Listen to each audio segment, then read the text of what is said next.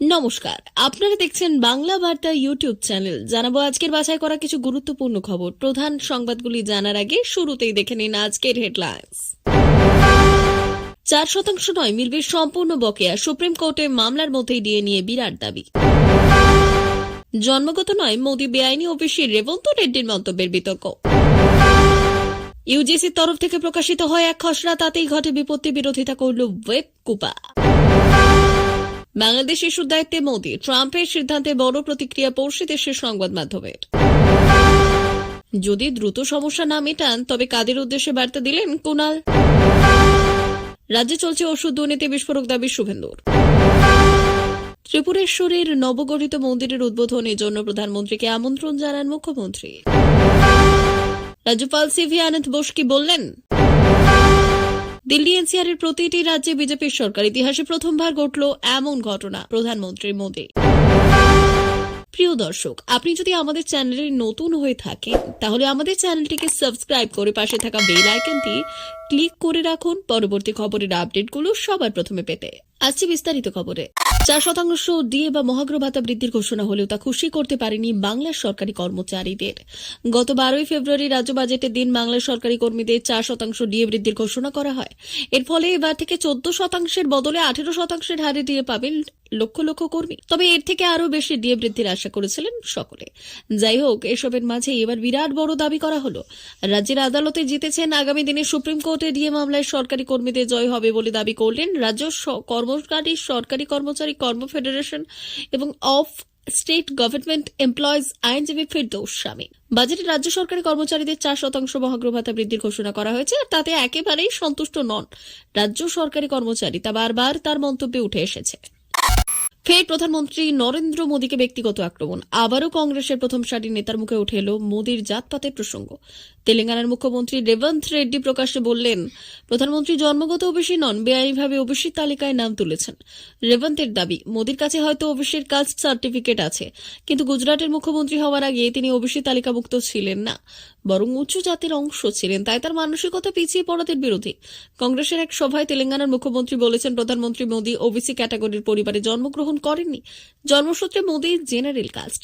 মুখ্যমন্ত্রী হওয়ার সময়ও তিনি জেনারেল কাস্ট ছিলেন, পরে নিজে বেআইনিভাবে ওবিসি হন। যেহেতু ওবিসি ছিলেন না, তাই সারা জীবনই তার মানসিকতা ওবিসি বিরোধী। তৃণমূলের কলেজ ও বিশ্ববিদ্যালয়ের শিক্ষক সংগঠন নিয়ে তৈরি হয়েছিল ওয়েব কুপা। এবার ইউজিসির বিরুদ্ধে পদক্ষেপ নিতে চলেছে ওয়েব কুপা। কিন্তু ঠিক কি কারণে এই বিরুদ্ধে নামতে চলেছে ওয়েব কুপা, সেই নিয়ে বিস্তারিত আলোচনা হবে আজকের আমাদের প্রতিবেদনে। ইউজিসি বিরুদ্ধে যে পদক্ষেপ নেওয়া হবে তা নিয়ে এদিন আলোচনা করেছেন ওয়েবকোপার সভাপতি তথা রাজ্যের শিক্ষামন্ত্রী ব্রাত্য বসু। এদিন ওয়েবকোপার 35টি সাংবিধানিক জেলার নতুন সভাপতি এবং 200টি বিশ্ববিদ্যালয়ের ইউনিট ইউজিসির বিরুদ্ধে ঠিক কি কি পদক্ষেপ নেওয়া যায় তা নিয়ে আলোচনা হয়। ব্রাত্য বসু জানিয়েছেন, ইউজিসির একরকম একতরফা সিদ্ধান্তকে কোনোভাবেই মেনে নেওয়া হবে না। এর বিরুদ্ধে লড়াই নামবে ওয়েবকোপা। পাশাপাশি এর বিরুদ্ধে নানা রকম সম্মেলন করার নির্দেশ দিয়েছেন তিনি। কিন্তু কেন ওয়েবকোপার তরফ থেকে এরকমটা জানানো হলো, আসুন জানবো। সম্প্রতি বিশ্ববিদ্যালয় মঞ্জুরি কমিশনে অর্থাৎ ইউজিসি কলেজ এবং বিশ্ববিদ্যালয় বিভিন্ন শিক্ষক এবং উপাচার্য নিয়োগ সম্পর্কিত একটি বিতর্কিত খসড়া পেশ করেছে। আর এই দিন আলোচনায় স্থির হয় যে এই ব্যাপারে খতিয়ে দেখার জন্য এক বিশেষজ্ঞ কমিটি নিয়োগ করা হবে। পাশাপাশি বিভিন্ন শিক্ষক সংগঠনগুলিকেও এক হওয়ার নির্দেশ দিয়েছেন শিক্ষামন্ত্রী। মার্কিন প্রেসিডেন্ট ডোনাল্ড ট্রাম্পের সাথে ওয়াশিংটন ডিসিতে মোদির বৈঠকে উঠে আসে বাংলাদেশ প্রসঙ্গ। বৈঠক শেষে সাংবাদিকদের মুখোমুখি হয়ে এই বিষয়ে ট্রাম্প বললেন যে বাংলাদেশের বিষয়টি আমি প্রধানমন্ত্রী নরেন্দ্র মোদীর ওপর ছেড়ে দেব। এই বিষয়টি নিয়ে বাংলাদেশের জনপ্রিয় সংবাদপত্র প্রথম আলো তাদের ডিজিটাল সংরক্ষণে বাংলাদেশের ঘটনাবলিতে যুক্তরাষ্ট্রের ডিপ স্টেটের ভূমিকা নাকচ করে দিলেন ট্রাম্প শীর্ষক একটি প্রতিবেদন প্রকাশ করেছে। এই প্রতিবেদনে বাংলাদেশে ইস্যু নিয়ে ট্রাম্পের বক্তব্য তুলে ধরা হয়েছে। একই সাথে বাংলাদেশের সংখ্যালঘু হিন্দুদের উপর অত্যাচার নিয়ে ভারতের উদ্বেগের কথাও তুলে ধরা হয়েছে এই প্রতিবেদনে। বাংলাদেশের অপর একটি সংবাদপত্র তাদের একটি সংবাদ মাধ্যম সূত্রে খবর যে মোদির হাতেই ছেড়ে দিচ্ছি, এটা ট্রাম্পই বলেছেন। মোদি কেন এড়িয়ে গেলেন এবং বাংলাদেশের প্রসঙ্গ শীর্ষক শিরোনাম দিয়ে প্রকাশ করেছেন একটি প্রতিবেদন। নারকেলডাঙ্গায় মেয়র ফিরহাদ হাকিমের সামনে প্রকাশ্যে এসেছিল তৃণমূল গোষ্ঠী কোন্দল, আর সেই ঘটনায় রীতিমতো মুখ পুড়িয়েছে দলের। এই ধরনের ঘটনা পুনরাবৃত্তি চায় না রাজ্যের শাসক দল, আর সেই কারণেই এবার 36 নম্বর ওয়ার্ডে তৃণমূল কাউন্সিলর সচিন সিং এবং দলের আরেক নেতা তথা কাউন্সিলরের বিরুদ্ধে গোষ্ঠীর নেতা পাপ্পু খানকে ডেকে রীতিমতো সামছে দিলেন রাজ্য তৃণমূলের সাধারণ সম্পাদক কুণাল ঘোষ। সূত্রের খবর, বৈঠকে দুজনেই রীতিমতো তিরস্কার করেন কুণাল।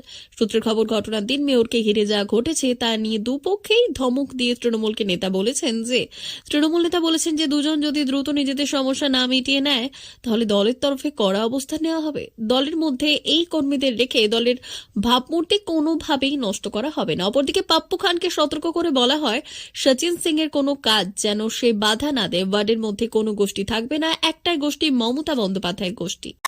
মেদিনীপুর মেডিকেল কলেজে স্যালাইন কেলেঙ্কারি কাণ্ডে রাজ্যে তোলপাড়। হাসপাতালে ভর্তি প্রসূতিদের নিষিদ্ধ স্যালাইন দেওয়া হয়েছিল বলে অভিযোগ, আর এই ঘটনায় একজনের মৃত্যুও হয়েছে।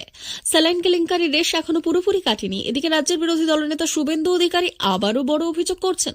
শুভেন্দু সোশ্যাল মিডিয়ায় একটি লম্বা পোস্ট করেছেন। তিনি লিখেছেন, সরকারের অধীনে থাকা সেন্ট্রাল মেডিকেল স্টোর্স সম্প্রতি রাজ্যের সমস্ত মেডিকেল কলেজ এবং হাসপাতাল এবং জেলা প্রধান চিকিৎসা আধিকারিকদের কাছে একটি নোটিশ জারি করেছে, যাতে তারা ভার্মা ইম্প্যাক্স ল্যাবরেটরিজ দ্বারা সরবরাহিত কোনো ওষুধ বা উপকরণ ব্যবহার না করতে বা বর্জন করতে না পারে। যাতে যদি হাসপাতাল মজুদ থাকে তাহলে তা অব্যবহৃত রাখা উচিত, কারণ 29 জানুয়ারি রাজ্য ওষুধ নিয়ন্ত্রণ বিভাগ ফার্মা ইন্সপেক্টস পরবর্তী নির্দেশ না দেওয়া পর্যন্ত উৎপাদন বন্ধ রাখার নির্দেশ দেয়। শুভেন্দু বললেন, ওষুধ দুর্নীতি চলছে, যেহেতু এ বিষয়ে খোলাখুলিভাবে কিছু বলা হয়নি তাই গোপনীয়তা বজায় রাখা হচ্ছে। এছাড়াও কোন ওষুধগুলি নিষিদ্ধ বা ব্যবহার করা যাবে না সেই সম্পর্কে কোনো স্পষ্ট তথ্য দেওয়া হয়নি। তিনি বললেন, মনে হচ্ছে এটাও একটা বড় ষড়যন্ত্র। বিজেপি বিধায়ক এই বিষয়ে রাজ্যের মুখ্য সচিব মনোজ পন্থ এবং স্বাস্থ্য সচিব নারায়ণ স্বরূপ নিগমের কাছে জবাব দিয়েছেন। মুখ্যমন্ত্রী ডাক্তার মানিক সাহা শনিবার দিল্লির লোক কল্যাণ মার্গে প্রধানমন্ত্রী নরেন্দ্র মোদীর সঙ্গে সাক্ষাৎ করেন। রাজ্য এবং কেন্দ্র সরকারের মধ্যে সম্পর্ক আরও বেশি সুদৃঢ় করার জন্য এই বৈঠকে আলোচনা হয়। মাতা ত্রিপুরেশ্বরী নবগঠিত মন্দিরের উদ্বোধনের জন্য প্রধানমন্ত্রী নরেন্দ্র মোদীকে আমন্ত্রণ জানান। পরবর্তী সময়ে সামাজিক মাধ্যমে পোস্ট করে মুখ্যমন্ত্রী জানিয়েছেন, নবগঠিত মন্দিরটি উদ্বোধনের জন্য প্রধানমন্ত্রী নরেন্দ্র মোদীকে আমন্ত্রণ জানানো হয়েছে।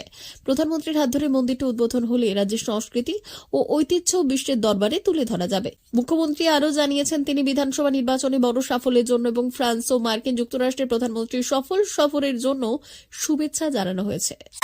রাজ্য বিধানসভায় তার বক্তৃতা থেকে আরজিকর ধর্ষণ এবং হত্যার ঘটনা বাদ দেওয়ার বিষয়ে বিজেপি বিধায়করা স্লোগান দিয়েছেন। পশ্চিমবঙ্গের রাজ্যপাল সিভি আনন্দ বোস তিনি বলেছেন, গভর্নরের ভাষণ সম্পর্কে এটি রাজ্যপালের নীতিগত বক্তব্য নয়। সরকারের সংবিধান গভর্নরকে কিছু বিবেচনামূলক ক্ষমতা দেয়, কিছু ক্ষমতা বিচক্ষণ নয়। গভর্নরের ভাষণ মন্ত্রী পরিষদ সিদ্ধান্ত নেবে, এতে সাধারণ সরকার যা করেছে তা থাকে। গভর্নরকে সিদ্ধান্ত নিতে হবে কি করা দরকার তা থেকে। গভর্নরও তা যথাযথ অধ্যাবসায় প্রয়োগ করতে পারেন এবং বক্তৃতার বিষয়বস্তু সম্পর্কে আনুষ্ঠানিকভাবে যে কোনো পরামর্শ দিতে পারেন। বিধানসভায় যখন কিছু পেশ করা হয় তখন বিরোধীরা তাদের আপত্তি তোলার অধিকার পায়, যা তারা করেছিল, এবং বক্তৃতা থামিয়ে তাদের কথাও শুনেছে। 8 ফেব্রুয়ারি দিল্লি বিধানসভা নির্বাচন 2025-এর ফলাফল প্রকাশিত হয়েছে। বিজেপি 48টি আসন জিতে আবারও ক্ষমতায় ফিরে এসেছে এবং আম আদমি পার্টিকে পরাজয় করেছে। 27 বছর পর পাওয়া এই বিজয়ের পর প্রধানমন্ত্রী নরেন্দ্র মোদী তার ভাষণে বলেছেন যে আজ দিল্লি এনসিআর এর প্রতিটি রাজ্যে বিজেপির সরকার গঠিত হয়েছে। এটি ইতিহাসে প্রথমবার ঘটেছে। জেনে নিন প্রধানমন্ত্রী মোদী আর কি বলেছেন। প্রধানমন্ত্রী মোদী তার ভাষণে বলেছেন যে দিল্লির এমন কোনো এলাকা নেই, এমন কোনো শ্রেণী নেই যেখানে পদ্ম ফোটেনি। প্রতিটি ভাষাভাষী মানুষ, প্রতিটি রাজ্যের জনগণ দিল্লিতে বিজেপির পদ্ম চিহ্নে ভোট দিয়েছেন। মোদী বলেছেন, এনডিএ যেখানে যেখানে জনাদেশ পেয়েছে আমরা তাকে নতুন উচ্চতায় পৌঁছে দিয়েছি। এই কারণেই বিজেপি ধারাবাহিকভাবে জয় পাচ্ছে। আজ দিল্লি এনসিআর এর প্রতিটি রাজ্যে ভারতীয় জনতা পার্টির সরকার প্রতিষ্ঠিত হয়েছে। প্রধানমন্ত্রী মোদী বললেন, এটি প্রথমবার ঘটেছে যে দিল্লি এনসিআর এর সমস্ত রাজ্যে বিজেপির শাসন প্রতিষ্ঠিত হয়েছে। স্বাধীনতার পর এটি প্রথমবার ঘটল। রাজস্থান, উত্তরপ্রদেশ, হরিয়ানা এবং আশেপাশের প্রতিটি রাজ্যে বিজেপির সরকার রয়েছে। এটি অত্যন্ত সুখকর এক মিলন, আর এই সমস্ত অঞ্চলে প্রথমবার একসাথে বিজেপির সরকার এসেছে। প্রিয় দর্শক, এখনকার মতো খবর এই পর্যন্তই। ধন্যবাদ।